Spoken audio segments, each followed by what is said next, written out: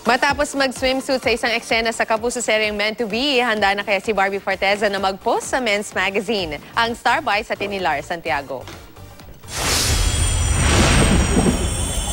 Mismong si British Ambassador Asif Ahmad ang nakasama ng Meant to Be lead stars na sina Barbie Forteza, Ken Chan, Jack Roberto, Ivan Dorsner at Adi Raj sa ribbon cutting para sa pagbubukas ng British Festival sa Taguig nitong weekend.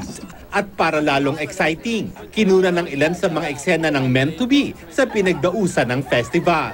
Sobrang accommodating and sobrang humble, kaya nakaka-overwhelm na winelcome pa nila kami dito sa British Festival.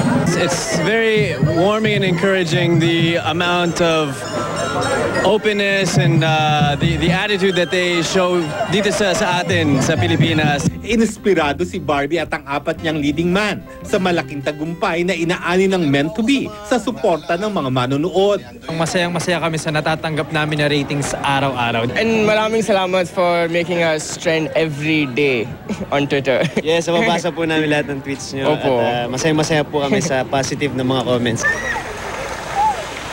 Hanggang ngayon na may tinutokso pa rin si Barbie ng Meant to Be Boys tungkol sa pagsusuot niya ng bikini sa show na lalo raw nagpataas ng ratings. May mga ganito pa ba siyang eksenang gagawin? Right after next scene, yung kumain na ako, so hindi na, no more. Ngayong nagbikini na siya sa TV, susunod na ba ang pag-post sa Men's Magazine?